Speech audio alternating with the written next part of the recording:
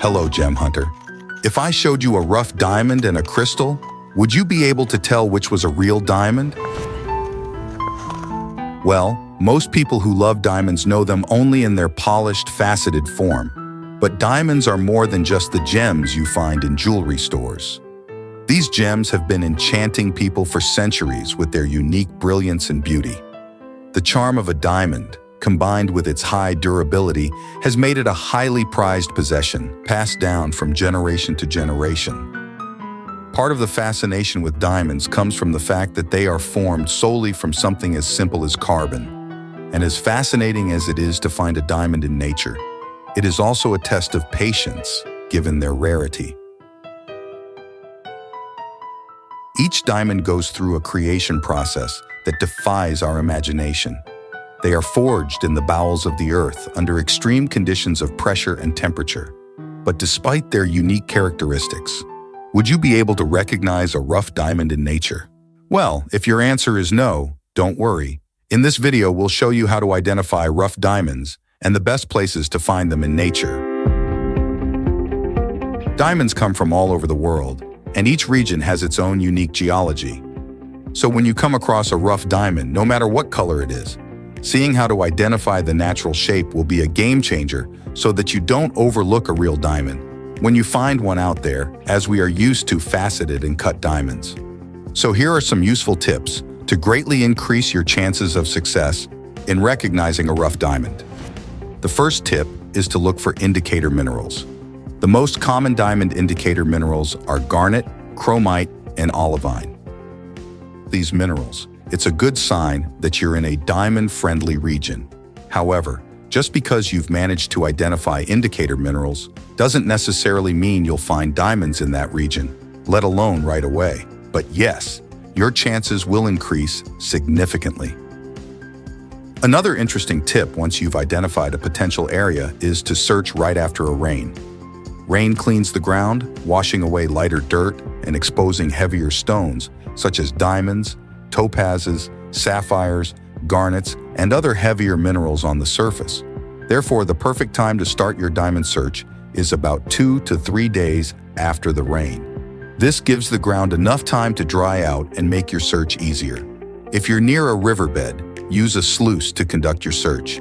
This tool works like a special net to catch larger stones and possible diamonds. Keep in mind that diamonds are very heavy for their size. So while tiny pebbles and sand come out, diamonds tend to stay put. Now comes the million-dollar question. How do you identify a diamond when you find one? Know that finding a potential diamond is only the first step in this exciting adventure. Then comes the task of figuring out if that shiny stone is really a diamond. There are some stones that can easily be mistaken for diamonds. Fortunately, there are a few tips to help you with this problem. First, you can watch the video 7 Precious Stones That Look Like Diamonds, which will appear on your screen at the end of this video. After watching the video, you'll be able to better understand the similarities and differences between diamonds and some other gemstones that are often mistaken for diamonds. Because it all starts with close observation. Have you ever thought about what diamonds look like from the outside?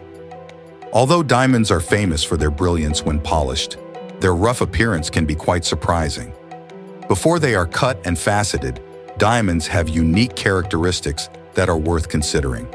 For example, they are sometimes found naturally in a shape called an octahedron, which looks like 2 pyramids joined at the base.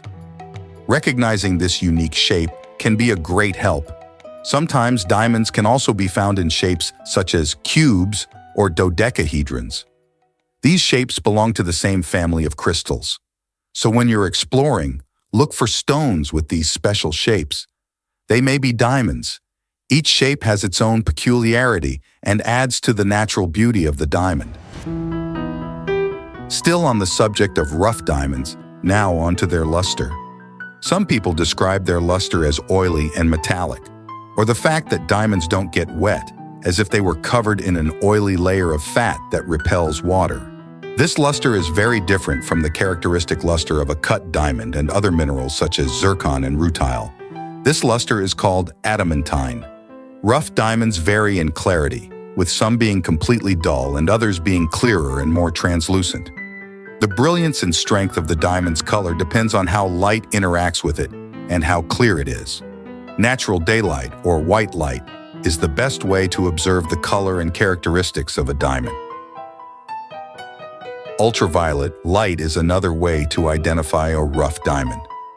When exposed to UV light, diamonds have a unique fluorescence that distinguishes them from other gemstones. Most diamonds glow blue when exposed to UV light, but a small percentage can also reflect yellow or green. To use UV light, simply point the light source at the diamond and observe the color it emits. In addition, electronic diamond testers are also widely used in diamond identification. These testers measure the thermal conductivity or electrical properties of a diamond. To use an electrical diamond tester, lightly touch the surface of the diamond with the tip of the instrument. The tester will give a number that indicates whether the stone is likely a diamond or not. And if all the external suspicions point in the same direction, it's time to look inside the stone. The inside of a diamond can be just as interesting as the outside.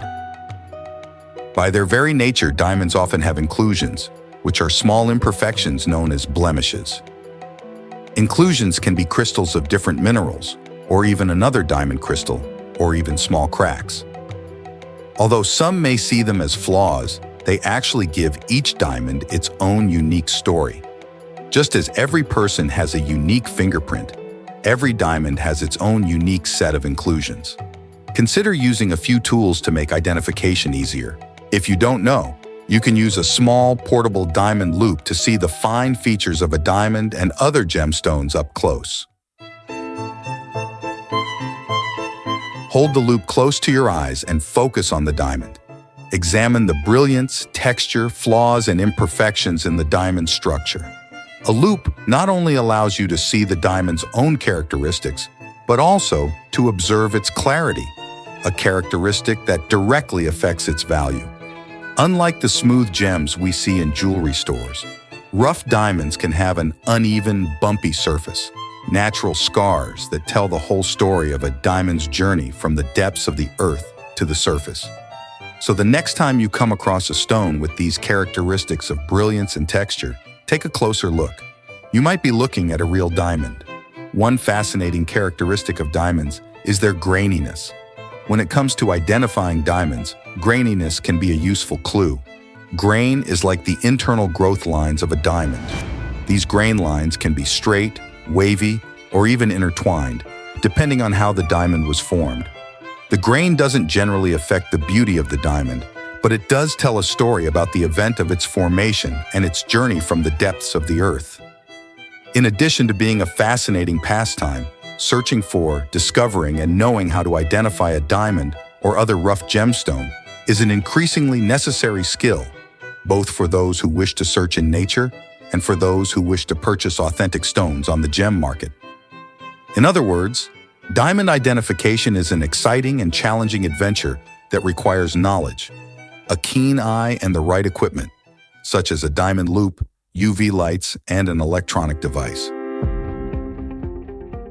What's more, if you need help identifying other gemstones that you find in nature, but you don't have access to an experienced prospector or gemologist in your area, know that you can identify these stones yourself from the comfort of your own home, simply by accessing our digital gemology beginner's book by clicking on the first link in the description, as there you will have access to home methods that will help you identify these minerals, with home tests and complete tables of all the crystals already cataloged.